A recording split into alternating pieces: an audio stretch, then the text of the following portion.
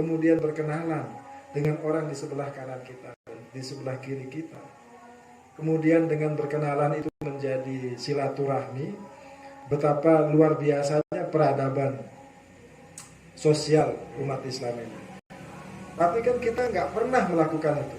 Sholat, kemudian setelah itu rata-rata kita, kemudian kalau tidak sholat ba'diyah ya pulang. Tanpa kita tahu siapa nama di sebelah kita, siapa nama di sebelah kiri kita. Padahal kita sama-sama umat Islam.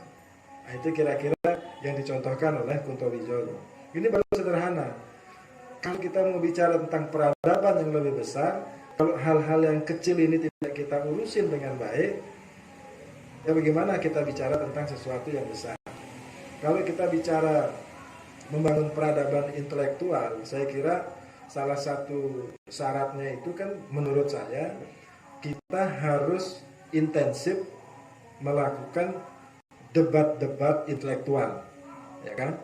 Kalau kita rajin melakukan debat-debat intelektual dengan beragam latar belakang, saya kira kita akan bisa melahirkan generasi yang punya daya intelektual yang tinggi. Kalau kita bertemu kemudian tidak ada ruang perdebatan itu, kita tidak pernah terangsang, termotivasi untuk mengembangkan pengetahuan kita. Jadi pikiran-pikiran ini harus sering diuji ya? Harus sering diuji. Dan biasa itu dalam tradisi intelektual, kalau kita ingin menjadi bangsa yang besar, jangan pernah alergi dengan pendapat yang berbeda dengan kita. Begitupun sebaliknya, sepanjang argumentasi yang kita sampaikan punya dasar, punya data, dan punya prinsip. Seperti yang saya sebutkan tadi itu. Supaya kita nggak terjebak menjadi intelektual yang sakit jiwa tadi itu. Minimal punya prinsip, punya data, terstruktur, dan lain sebagainya. Jadi kita harus kembangkan itu, pola-pola perdebatan yang sehat, pola-pola diskusi yang mencerahkan. Itu mungkin hasilnya tidak hari ini, tetapi bisa dinikmati oleh generasi berikutnya. Kita mulai saja dari internal kita. Misalnya kalau tidak di keluarga, di organisasi, dan lain sebagainya. Dan memang tradisi kita kan kalau misalnya perdebatan-perdebatannya ini otokritik juga buat kita. Seringkali yang muncul misalnya kalau kita ada momen-momen kongres, momen-momen konferensi, itu ya kan yang lebih muncul berapa jumlah meja yang pecah, berapa jumlah kaca yang retak, dan lain sebagainya. Tapi gagasan besar hari tentang apa bangsa ini tidak pernah kita munculkan. Termasuk calon mereka diuji bacaan Al-Qur'annya kan gitu. Apalagi begitu. Nah, saya kira ini harus kita mulai, dan saya kira kita tidak perlu alergi dengan itu, bahwa kita sebagai generasi muda, khususnya teman-teman ini harus masuk ke semua sektor ya, ada ke politik, ada ke ekonomi, sosial, budaya, dan lain sebagainya.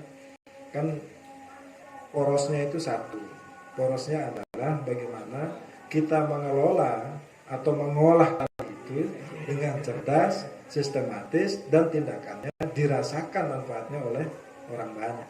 Kalau sudah dirasakan manfaatnya oleh orang banyak, maka dengan sendirinya peradaban itu sedikit demi sedikit akan menjadi peradaban yang diperhitungkan oleh orang. Anggaplah tadarus pikiran malam ini atau beberapa hari sebelumnya, itu cara kita mencicil peradaban yang kita inginkan bersama. Ini cara kita mencicil nih, supaya kalau tidak mencicil, investasi lah, ya kan? Investasi kita sedikit demi sedikit, supaya ke depan itu kita memiliki kesadaran bersama tentang itu. Begitu, Pak. Ya, kalau kita melihat tradisi selama ini kita berpuasa di bulan Ramadan. Jadi kajian-kajian yang kita lihat di masjid, terutama pada saat acara Nuzulul Quran, itu lebih banyak berbicara tentang halal haramnya puasa, kemudian hal-hal yang sah dan membatalkan puasa. Nah, mestinya kan kita sudah naik level kajiannya.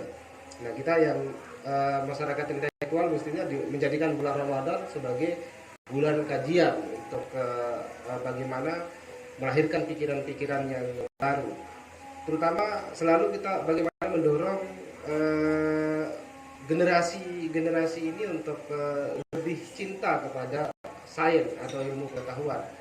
Karena kalau kita merujuk artinya melihat kondisi umat Islam yang ada di Indonesia sendiri yang mayoritas bermazhab Syafi'i, mestinya yang harus kita jadikan spirit itu adalah spiritnya Imam Syafi'i sendiri. Imam Syafi'i pernah berkata bahwa janganlah kamu tinggal di suatu negeri yang di situ kamu tidak bisa bertanya tentang agamamu, dan juga kamu tidak menemukan orang yang bisa mengerti tentang kesehatan kamu.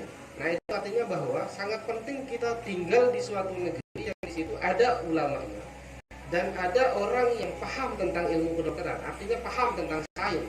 Nah, ini kan berarti Imam Syafi'i sendiri sudah menyeimbangkan antara ilmu agama dengan ilmu pengetahuan umum. Nah, ini yang fenomena ini yang sekarang ini, apalagi dengan maraknya ya dengan tidak menyinggung tradisi di pesantren misalnya. Sekarang ini lagi marak ke pesantren-pesantren tahfiz. Itu mestinya harus disemarakkan juga dengan melahirkan pesantren-pesantren saintifik. Nah, gitu. Jadi pesantren juga melakukan kajian saintis, tidak hanya sebatas melahirkan ahli hafiz, tetapi juga ahli saintis. Nah, menurut Bang Jaki sendiri, kira-kira terobosan apa yang perlu kita lakukan ini ke depan ini, nah, terutama di generasi hidup kita?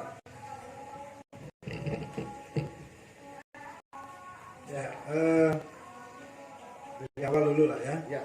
Tadi soal hal-hal puasa, memang kadang-kadang kita ini juga suka habis waktu kita. Ini menurut saya perlu ditradisikan. Kadang-kadang kita ini lebih sering ngurusin soal ibadahnya orang lain. Di bulan puasa ini hadis qudsi itu jelas menegaskan bahwa ibadah puasa itu khusus untukku, kata Tuhan. Maka akulah yang akan mengatur pahalanya. Ya kan? Kita hanya disuruh untuk berpuasa. Hanya suruh berpuasa. Nantilah. Tidak sah itu urusan Tuhan dan umatnya ya. Dengan kita, dengan pribadi kita. Jadi ini salah satu poin bahwa sebenarnya kita ini lebih baik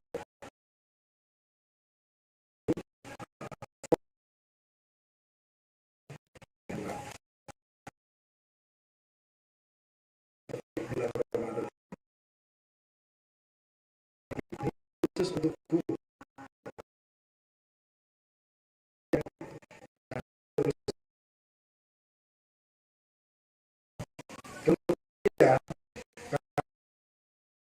Soal